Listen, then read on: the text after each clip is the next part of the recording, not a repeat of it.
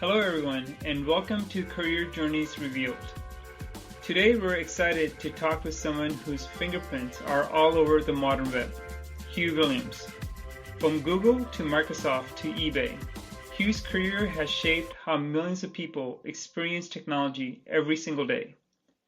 Now he's channeling that same creative energy into new frontiers.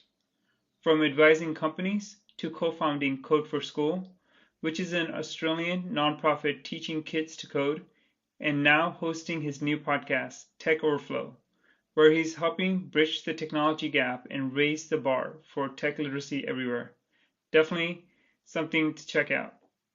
And if that wasn't enough, Hugh's also an inventor with 38 patents and 41 more pending, including one you've definitely used, Infinite Scroll. He's published over 115 research papers, a fellow of the U.S. National Academy of Inventors, an honorary professor at RMIT University in Melbourne, Australia, and the author of a best-selling programming book. Outside of technology, Hugh's passion for growth continues. Whether it's from music to sports to fitness, he's involved in many different areas. A bit of a fun fact: he once completed 3,214 push-ups in just 20 days to raise money for charity. That's about 161 push-ups a day. Pretty impressive. We're thrilled to unpack Hugh's journey from a curious kid fascinated by computers to a global tech leader shaping the next generation of innovators. Hope you enjoy this insightful conversation. So Hugh, I'm curious to find out, what was your very first exposure to programming that sparked your lifelong passion for technology?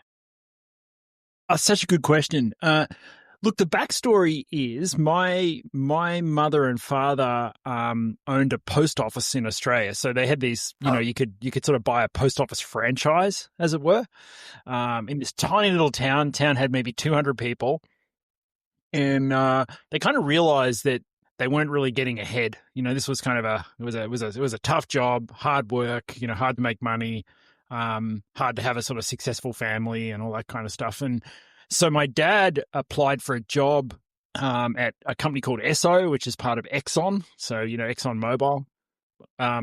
And it was a job as a computer programmer, which he'd never, ever done in his life. He had an electrical background, actually, but he's like, I'm going to apply for this computer programming job. And so then they bought a bunch of books, Fortran books, which is, a popular programming language in the 1970s. And my mum and dad taught themselves Fortran without a computer, sitting around the table in our humble little house. And then Dad got the job. So he managed to bluff his way through the interviews and actually get a job as a computer programmer in the 1970s, working with big mainframes, by teaching him and Mum teaching themselves to program out of books. But then there were books around the house. So I'm like, I guess I was 7 or 8 years old, and Awesome. There's books around the house, Fortran books, and Mum and Dad are really interested in Fortran, so I'm like, I think I'll read these books as well. And then when we moved to this little town called Sale, where Dad had this new job working for Esso, I now had on the weekend access to a mainframe computer, so I could use the mainframe computer, write little Fortran programs, give them to Dad. Dad could take them into work. He could run the programs for me, and then he'd bring home all the dot matrix printouts, and I could kind of look at the printouts and say, oh, wow, I had a bug. And then I could next weekend write some different code, and then he could take that to work. And that went on for a while. And then eventually Dad built us a computer. So he got like an electronics magazine, and, it just had the circuit diagram, and he bought all of the parts, and he basically soldered up a very, very, very primitive home computer. I think it might have been 1978, 79, somewhere around there. So before things like the Radio Shack TRS-80 existed, it's like pre that, maybe 2 years before that. So then I had a computer in my house, which I basically monopolized. So nobody else was really allowed to use it because I was always too busy writing code. And I was used to write games and music, get it to play sounds, these kinds of things, But anyway, I guess this was all kind of before I was 10 years old. It was just kind of my hobby. It's an awesome story. Nice. So then from that point on, like I know that if, as just going through your career, you've been part of, multiple different companies and been a key player across, big tech giants as well, like Microsoft, eBay, Google. Maybe if you walk us through the path, before you joined the companies, like how was your journey in regards to going from schooling to college, and what made you want to go into it? Seems like you were already programming at an early age. So, what kept your passion going? Yeah, good question, Hitesh. Yeah. So I got into my teenage years, and eventually I met somebody in this little town. His name's Matthew Cunliffe, who actually had the same hobby as me. So this town's got 12,000 people, and he also has a computer in his house. And his dad also worked for ESO. And so Matthew and I used to hang out on the weekends together and write adventure games. So we'd get together, and Matthew's probably 5 years older than me or something. So, it's quite a lot older than me at school. And we used to get together on the weekends and we'd write these computer games. And I kind of did that all through my teenage years. And then, did the obvious thing, I guess, in the end. There's a bit of a backstory, but in the end I went, well, I'll obviously go and study computer science at university. So I eventually moved to Melbourne, which is, the capital of the state that I grew up in, and did a bachelor's degree in computer science, and then got a job at the largest telecommunications company here in Australia, writing billing software and customer service software, which was pretty boring. But they had these giant laser printers that had their own language. And so I learned all these intricacies of writing really complex software to control these giant laser printers that printed people's bills. And, these things just spewed bills out incredibly fast. So anyway, lots of that kind of stuff. I quit that after a while. I started my own company. We were a startup, I suppose. That's what now would be called a startup. I did that. What year was that, by the way? Well, that would have been 1991, okay, or maybe 92, somewhere around there. And I employed all my friends. So I got a couple of contracts. I got a contract back with this telecommunications company. They kind of missed me, and so I employed a few friends of mine. I had sort of 3 or 4 friends working for me, and we basically were this little company. And I charged them out at a certain rate, and then keep half. And so I was making good money when I was 22 years old, whatever it is. It was good times. Yeah. And then another complicated story. You're welcome to ask me. You're welcome to ask all the details of how the heck these things happen. But I met a guy, and he convinced me that I should do a PhD in computer science. And at that time, the government scholarships were fairly generous, actually. So, you could kind of get, let's call it 2/3 of a reasonable wage for a software engineer. So just to be a PhD student. And so I'm like, great, I'll do a PhD then. And completely misunderstood what a PhD was. I thought it was a way where I'd get more qualified to get a better job in industry. But of course, it's a research qualification. So you're actually becoming qualified to be a researcher, not to be a more valuable industry employee. Anyway, I did this PhD. I kept my company going on the side. So my friends were all still working for me. I had like an office in the city. I'd kind of go into the office in the morning, get everybody organized. People would go and do work. I'd do a bit of work. And then I'd say, oh no, I need to go into university and do some PhD stuff. And then I'd go do some PhD stuff. And then I'd come back and, do some more work. And I basically kept those things running in parallel for 3 years. And at the end of that, I decided that, I actually wanted to be a researcher. So, I guess which is unsurprising, I suppose, when you've done a PhD. And so I took a job in university here in Melbourne, and became a sort of full-time academic, if you like. So, I'd teach a couple of courses. I would do some research. I got some PhD students that I supervised, applied for grants, all those kinds of things.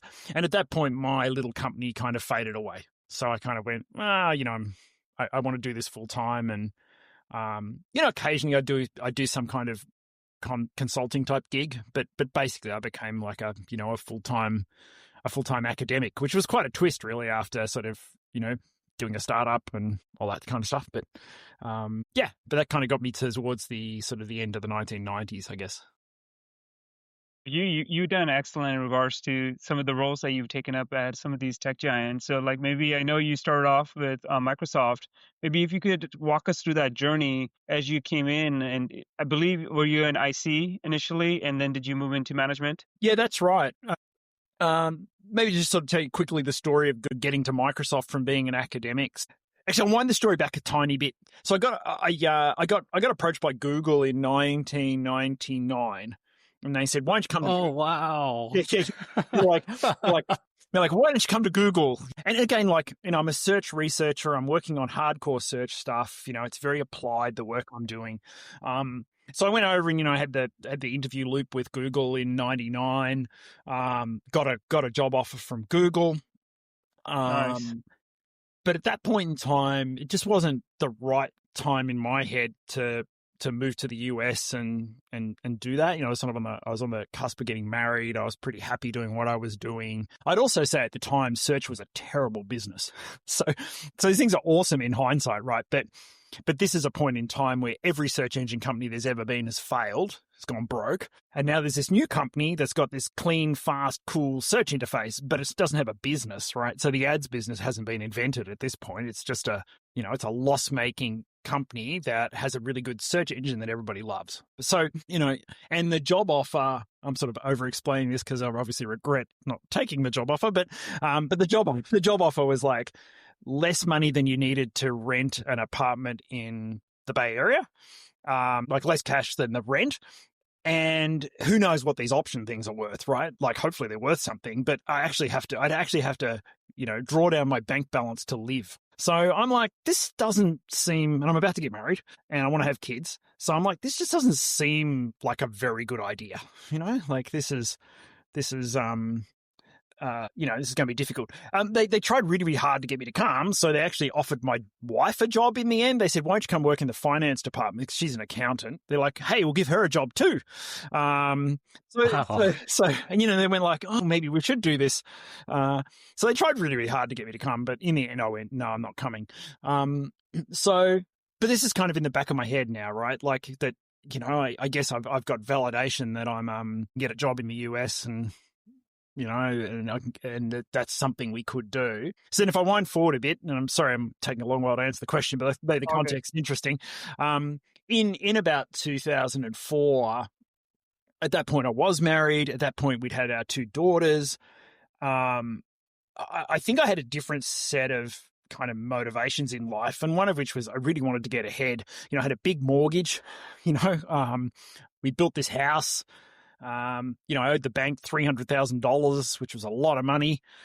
And I'm like, it's going to take a really long time to pay this off as an academic. My wife at this point is not working. And so I really want to get ahead. And so when Microsoft came calling and said, would you consider taking a job at Microsoft?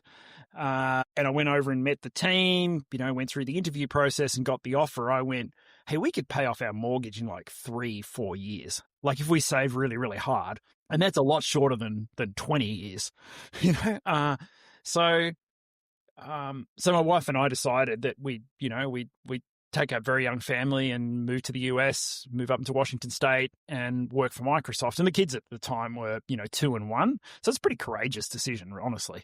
But it was really the job was the promise of the job was it was going to be amazing, but it was really a financial decision, and I don't know how you guys think about life, but I think there's two phases in life, pre-kids and post-kids, like I think you think very, very differently before you have kids and you think very, very differently after you've had kids. And, I felt really responsible for my family financially and, I wanted to get ahead and this was a good way to do that.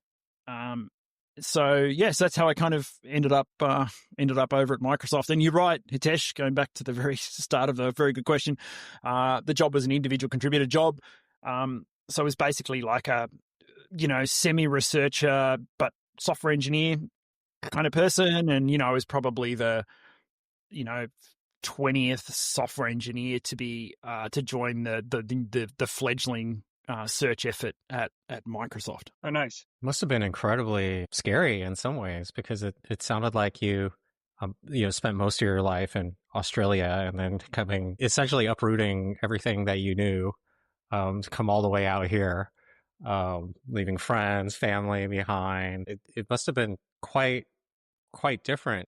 Yeah, I mean, there's huge difference. I mean, there's sort of cultural differences in sort of between what it is to be an American in a mean average sense and what it is to be an Australian in a mean average sense. We could sort of talk about that. And that became more and more obvious to me over time, actually, that, the way I go about things is different to how the mean average American goes about things. And, learning to adapt to the American work culture in particular, took more time than I thought, was more subtle than I thought.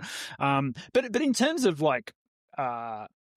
tech, I mean, I've often sort of looked back and thought, man, I wish I'd been born on the west coast of the US and been around, and I got my first job in the 1990s somewhere in the US instead of at a telecommunications company in Australia. I mean, I think, Microsoft just opened my eyes really wide. It's sort of like I remember a few formative conversations at Microsoft in the early days. Like I remember, my boss's boss, this guy Ken Moss, who you probably remember from the eBay days. Ken eventually came to Microsoft. He was my boss's boss when I first joined.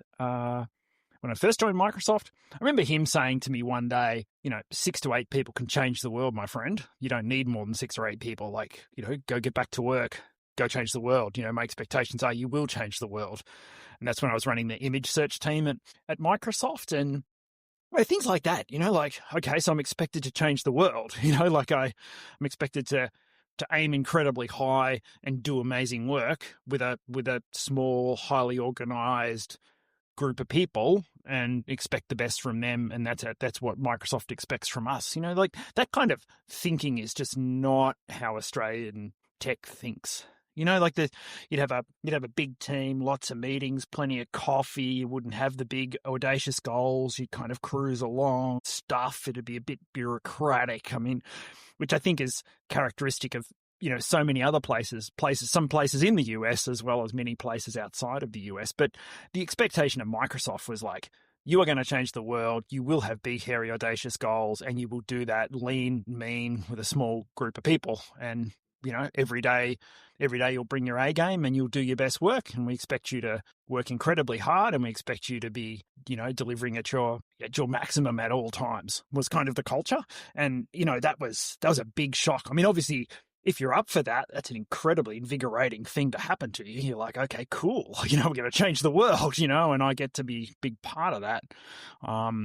But culturally, that was very, very different to what I was used to. Hugh, the first time I heard BHAG, what you were mentioning, big, hairy, audacious goal, was when you had come into eBay, and especially within the buyer experience and some of the things some of the changes that you made. So I guess my next question for you is, like, across Microsoft, eBay, Google, like, if you look back, what were some of the biggest challenges and maybe even some memorable moments of leading teams? Yeah, look, maybe I'll stick with the Microsoft theme for a second, but when I first arrived at Microsoft, like I said, I was an individual contributor. I wound up being involved in kicking off the image search effort there. Ken and his boss, I think, had very high expectations for us as a team. They wanted us to build something incredible, and they wanted us to do it quickly. And, the whole company was putting all of its assets behind us. Bill Gates was personally involved. We used to spend time with him. Expectations were high. The team was incredible. This was kind of a real moment. And I think, in that story, I was involved in inventing Infinite Scroll. Microsoft's got the patent for that.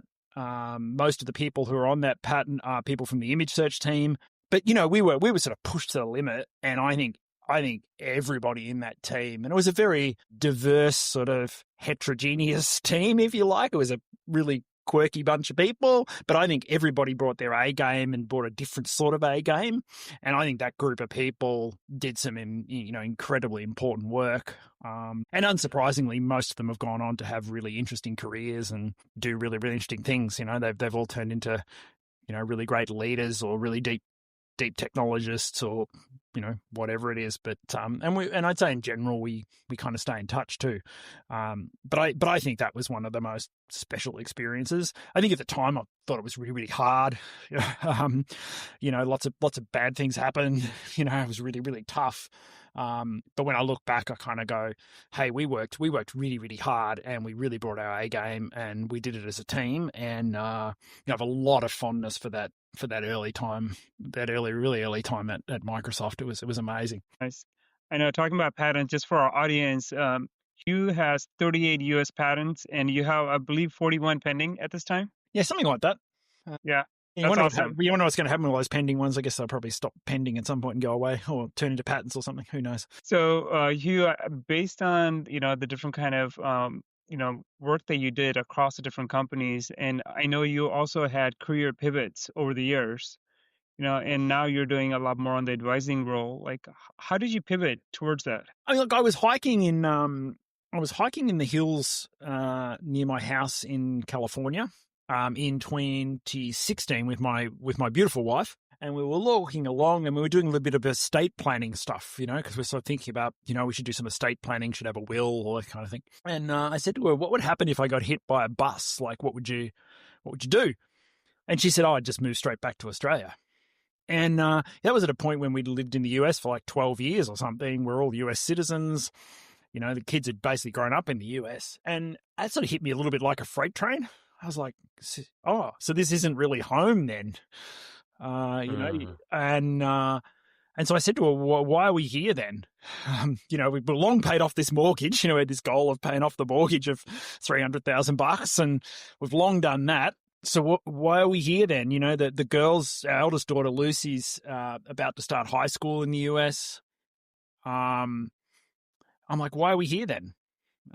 If this isn't home? And she sort of looked at me and she said, well, because of your career, I guess, and you do really interesting things and you're happy and we're happy. But yeah, I guess it's just because of your career. And I thought to myself, I don't want that to be the number one thing. I want health, family. I want, my girls to grow up around their family. I want that to be the number one thing. So fairly quickly, we decided we just wanted to move back to Australia.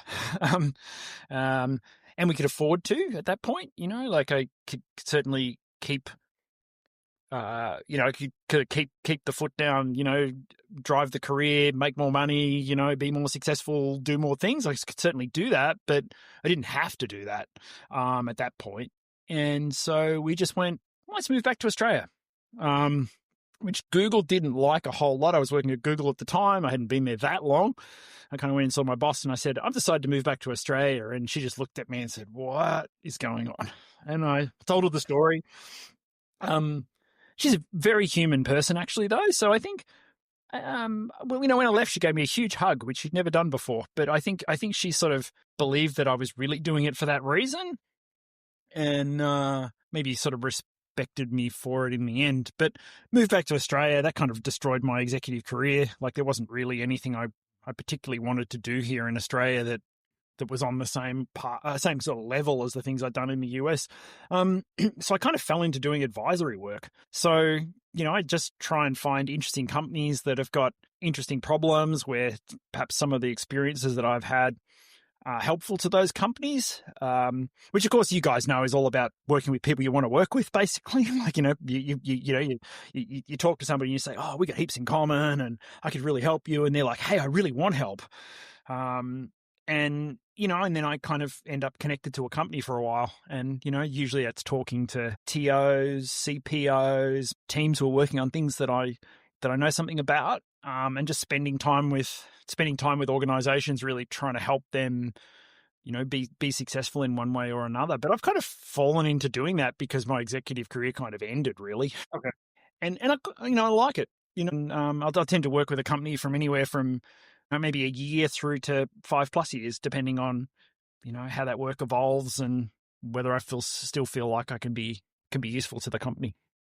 I gotta ask this question, Hugh, because there's something about your early story that jumped out at me. This, intense interest in making machines do things like, writing programs, building programs, and now we have probably the most incredible thing to happen for like decades, which is all this generative AI, LLM stuff. It strikes many of us that there's an incredible amount of opportunity out there. Have you thought about building and inventing something? I mean, you have all these pending patents, so you clearly have a lot of ideas like that.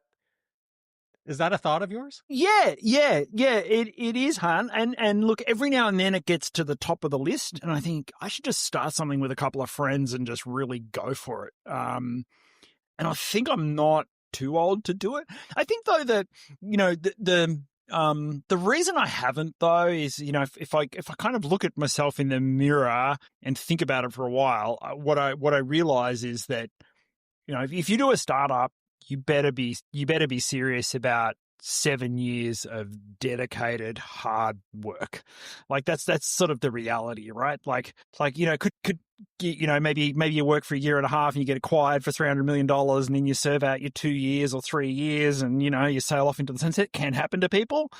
But the reality is for most people, it's 7 years approximately of really, really hard work before you get the opportunity to step back in one form or another. And I think I don't yet have the belief that that's what I want to do, is go 7 years really, really hard on exactly one thing. So I think I'm just being honest with myself about that at the moment, but that could change. I think it's possible if I hit the right idea with the right people, I might say, yeah, okay, let's go give this the up to 7 years of maximum thrust. So along the same line, Hugh, like especially with so much changes happening in the tech world right now, like where do you see? I mean, I know that you have a lot of different inventions over the years. Like, where do you see, the future being, especially with the fast-moving tech landscape that we have at this point? Such a good question, Hitesh. Very broad question. I mean, look, like everybody else, I'm pretty excited by generative AI. I think it's really, it's very interesting. I think there's been a couple of interesting reports lately that have said that, 90% of plus of projects in companies so far have failed, and, the hype is well ahead of the delivery. But I think if you go and work with young people today, and I'm sure you interact with lots of sort of younger people, most of them are very generative AI first in just about everything that they do. And you can see workflows being transformed and how people go about problems being transformed, particularly if you, again, interact with young people and see how they go about their university or college studies or what they do in their first job. So I think there's a lot of transformational things going to happen, but I think so far the hype's maybe ahead of the delivery. What I would say though, we've all worked in commerce quite a bit and marketplaces quite a bit, is that I see some pretty significant transformation in those areas. I mean, I think there's a world that's not too far away where, maybe the traditional commerce site and the traditional marketplace doesn't exist in the form that it exists in. I think we're heading towards a world where it's going to be a lot more conversational, and whether that means it's verbal or written or whatever, I don't know. But I think you can imagine some interface where you express the needs that you have, and then you have a conversation, and in the back end of that you do a transaction, right? So let's imagine that we're all going to a party in a couple of weeks, and we're looking for the right gift and the right outfit. You can imagine describing the party and that we're all going together, and describing our friend, and uploading a photograph of the invitation and all these things, and then ending up making a purchase of some clothing, getting that to us, and then making a purchase of a gift and having that sent to us, and that all happening within some kind of conversational interface, and the payments occurring, agents, going in, solving the payments problems in the background and things. So, a little less of kind of, you land on the homepage, there's some offers, searching, view item, clicking carts, less of that and a lot more of sort of, let's talk about the problem, actually involving images, videos, whatever else it is. And then this tool helping us solve the problem and getting us the best offer to match that problem. And so I think there's going to be a point where, a lot of these commerce giants find themselves a little bit disintermediated, I think. I think they become APIs that are plugged into the back end of something else that's a pretty interesting aggregator, if you like. So I see that world coming at us fast, and I don't know that there's a really good answer as to how some of the commerce giants that we know, I'm not sure they have a really good answer as to how they're going to play in that world just yet. No, I totally agree. I think a lot of industries are going to get disrupted, especially with the ease of interactions with technology and a lot of things happening behind the scene. One of the things that happened after the dot-com crash was, if you look at the Bay Area, something like 35-40% of the people in tech lost their jobs, and we're seeing some similar rumblings right now. I'm curious, what are your thoughts about what you think is going to happen to the field? What is a software engineer in a world where somebody not a software engineer could, write software? Yeah. I don't know what's going to happen. I think maybe I'll make a couple of different points. I mean, I think being a product manager who understands data science is probably a golden thing and will stay that way for quite a while yet, right? So if you're somebody who can understand business and customer problems and understand those well, and then you know enough about technology to understand how technology might solve those problems, you can frame those problems up. And particularly if you're somebody who quote unquote understands AI, I think that's not going to get automated anytime soon. So I think the people who are connecting the problem to the solution, I think that's a fine place to be. So I don't have any sleepless nights worrying about the best product managers out there, and their value. I think if you are a software engineer and you understand data science well, so you quote unquote understand AI, there's lots of stories in the news right now about how much folks who have those skills are getting paid. So I don't worry about you a whole lot.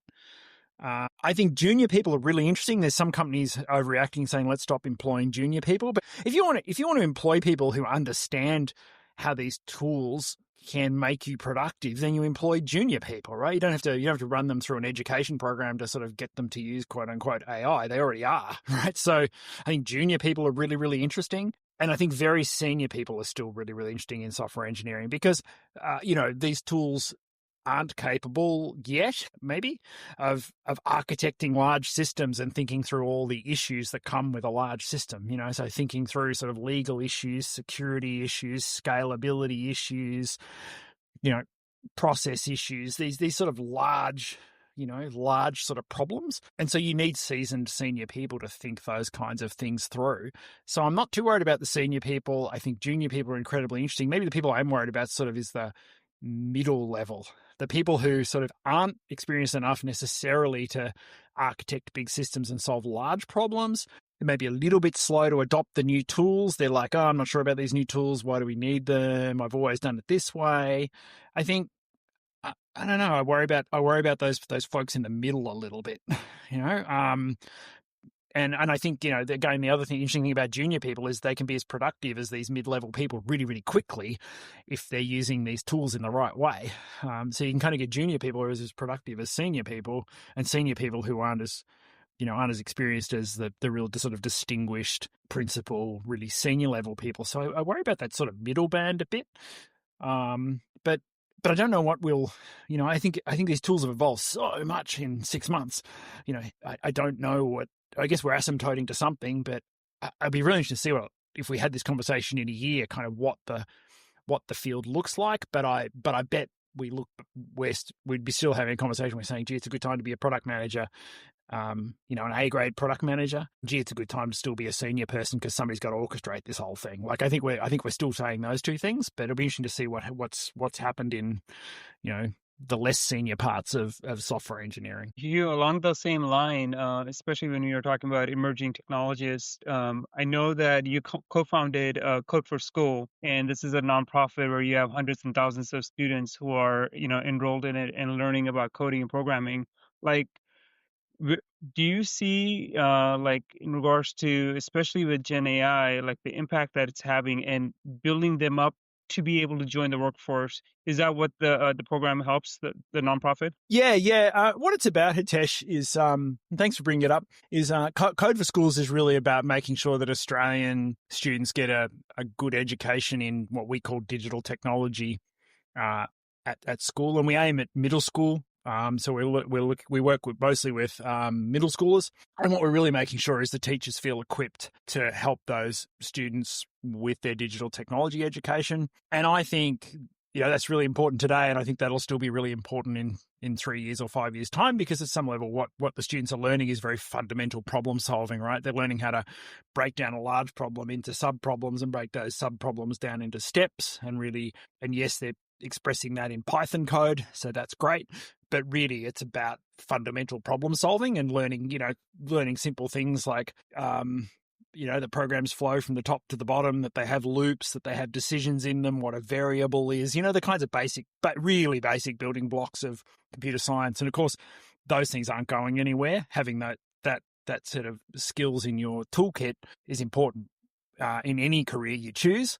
And, even if you're going to use generative AI to create something, and that may become the way that people do things, you've still got to be a problem solver, right? You've still got to sort of, break down a big problem into small problems and get these tools to work on the problems. So I'm still optimistic that the charity work will be as relevant in the future as it is today. And I'm very bullish on the possibility of Australia. I think it's got a great education system. It produces lots of bright young people. But I think what I'm worrying about is on the kids getting the opportunity to learn these skills that are becoming more and more important in school. And so that's a particular problem that we're trying to solve here with Code for Schools, our little charity. Nice. Yeah, I took a look at it, and it just seems great, the fact that every year you're adding on more and more students, which is great. Yeah, and it's a BHAG thing, Hitesh. We started it, in 2018, and we said in 2019 we're going to have 8 schools involved, and then we said, and then we're going to double it every year. And so far, Wow. so good. So, and then obviously you get, if you double the number of schools every year, you slightly more than double the number of teachers every year, and that more than doubles the number of classes that are taught every year, which slightly more than doubles the number of students that complete it every year. And of course, if you upskill a teacher, they keep on teaching it, right? So if I teach a teacher how to teach kids to code, then once they feel confident with that, that's a lifelong skill that they can keep using. And we obviously get to count the students that they teach, and it compounds really, really nicely. Yeah, that's been our goal, and so far, so good. That's not impressive. It's such an incredible mission, especially right now, because I feel like we're in this like really slushy time where if you have generative AI and you're learning how to code, there's a real temptation to just use generative AI. And as a result, you may not end up learning something. And so kind of figuring out how to teach people how to code without relying on generative AI as a crutch is I think a real problem, because like generative AI it's really good at amplifying the Dunning-Kruger effect in all of us. Yeah, it is. And I think most of the people who predict that software engineers are going to be made obsolete are people who are suffering from the Dunning-Kruger effect. So, I haven't met too many software engineers who are predicting that software engineers are going to be obsolete, put it that way. So you're just pivoting the conversation. It seems like, the different activities that you're doing right now, I know you're advising, and then you're also participating with the Code for School. And recently you're starting up this podcast, Tech Overflow. I had the privilege of listening to one of the early release episode that you had shared. And I think it's fantastic, the fact that you're helping a lot of people and, boiling down and simplifying technology for people and up-leveling their skill set. I think that's fantastic. Can you tell us a little bit more about the podcast? Yeah, thanks, Hitesh. That's very kind. And thanks for listening to the early episode. I really appreciate you doing that. So my friend Hannah Clayton Langton, who I've worked with for the last few years at one of the advisory gigs I'm doing, basically talked me into doing a podcast. She's like, I'm a smart person. She's very, very smart, but I just can't understand technology in my company. I can't understand what the software engineers do. They speak in acronyms the whole time. It's like this secret world, and I want to understand. There's lots of people out there like me who want to understand technology, because either we work in a tech-enabled company or we work in a tech company, but we're not the technology team, and I really want to understand it. So she's like, "Can you start teaching me stuff? I've got this long list of questions. They're good basic questions. I just want to learn these things." And And I said, yeah, sure, happy to help. And then that very quickly turned into Hannah saying, rather than just you helping me, why don't we do a podcast? Like we could start recording these things as I'm learning. We could record it and then we can release them out and I'll be busy learning things and so will the audience. And I really think there's an audience for this, which then very quickly turned into, let's actually do this semi-professionally in a reasonable way, hire an editor, get some proper sound gear, and that's sort of where we are. So the podcast launches Monday, September 15, which was probably a week or two in the past now. Probably when your podcast comes out. It's called Tech Overflow. It should be available on every podcast platform, and we're releasing weekly episodes. And basically, they're episodes that are about things that Hannah wants to understand and thinks the world wants to understand. And I'm kind of the expert guest, if you like, who shows up every week, and Hannah's really the host. But it's been a ton of fun to record it. I know you guys must be having fun with your podcast too. You learn a lot, I guess, through actually trying to do it. It's a lot harder than you think it's going to be. I'm sure you guys have found that and mastered it better than I have. Hannah and I are having a ton of fun, and hopefully it finds an audience. Yeah, the episode that I listened to, I mean, I love the fact that how you break down things. I think this was in regards to coding as well as release cycles, and like the way you broke it down, providing examples. I think that's one of the biggest things that I found it beneficial going through it. You talked about a real life scenario, and you broke it down with Hannah and just making sure that people understood what took place and how to go ahead and translate, because a lot of times the tech lingo and how to translate for people to understand what's happening, I think you did a fantastic job. So, oh, thanks, Hitesh. Yeah, I guess it's that university academic background, having taught lots of courses and all that kind of stuff. I guess is give me some training in how to kind of break things down and explain things. And yeah, it's fun to sort of go back to that and do it in a different format. And yeah, we'll see how it goes. Go with BHAGs, and if you guys have got a goal with your podcast, Hannah and I basically agreed if we get 1,000 subscribers by the end of the first series of 10 episodes, then we'll do a second series, and if we don't, we'll can it. So we'll see if Hannah's right. She thinks there's a massive audience out there for it, and hopefully there is, and hopefully we go on and have a second, third, and a fourth series, because so far it's been a ton of fun to do. Yeah, it's definitely going to be benefiting a lot of people. I hope so. So my last question before we wrap up, Hugh, is that there's a lot of our audience members who are going through different phases within their career, and some of them, there are certain concerns, especially with the rapid changes in technology. But if you had to give one or two pieces of advice to them, especially looking back on your career and especially seeing where things are moving along, what are some of the things that you would inform the audience? Hitesh, great question, my friend. Look, I'll say two things. And maybe I'll make up a third as I go. We'll see. But I'll say two things. I'll say the first thing is, seize the day. Like grab opportunities that are put in front of you and run at them. I think that's been my career. Okay, so there was the Google misfire at some level. Like I'd be a billionaire if I'd taken the Google job. Yeah, whatever. But I'd say by and large, I just take opportunities, and I think that's allowed me to have a really interesting, fun life. Live in multiple countries. Do lots of interesting things. Because I just run at stuff that seems like a good idea when it's presented to me. That's the first thing. I'd say the second thing, and it took me a long while to learn this, I think I'm much better at it today than I was earlier in my career. So just remember, like, life's long and it's all about relationships. So if you just sort of, if you have the mindset that in whatever job you're doing, your job is to make your boss successful and make your peers successful. Like if that's your mindset, right? Like, hey, I'm here to, my boss has got a tough job. They've got to do whatever it is they've got to do. And I'm here to help them. Like I'm genuinely here to support them and make them successful. And I'm here to make all these people around me successful as well. Like that's my job. I'm going to be a great teammate and I'm going to really help my boss succeed. I think if you have that mindset and that's genuine and you're genuinely helpful to people and you sort of play the long game, it'll come back in a really good karma way to you in the end. Like, and that'll create these opportunities that you can take. So if I think back through my career, I mentioned working at Microsoft earlier on.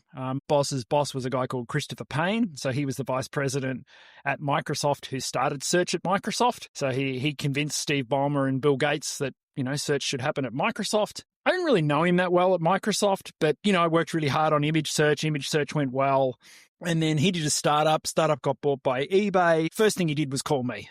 And he said, "Hey, Hugh, why don't you come to eBay and help with the search effort at eBay?" And I thought it was a great opportunity. And so I did that. And I, got my head down at eBay, worked really, really hard at eBay. But that was a tough time. I know you guys probably look back at that and go, "Oh, that was hard work." It was definitely a tough time. I worked really, really hard. And I think, the part of eBay that I was lucky enough to work in was reasonably successful. It was a big part of the turnaround of eBay. I was very loyal to Christopher. And then when I left eBay, guess who called me again? And then we wound up at Tinder. It didn't go so well. He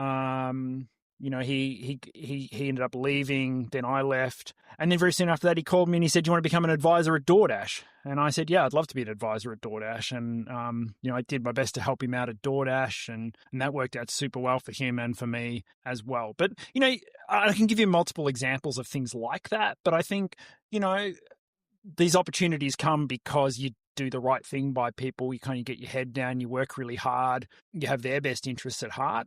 And I think, I've got a lot better at that in the later part of my career than I was in the earlier part of my career. I used to think it was about me getting ahead and me proving that I was better than the people around me, or it was a bit of a competition or whatever it is. I think that's how I thought a little bit earlier in my career, and that's the wrong way to think.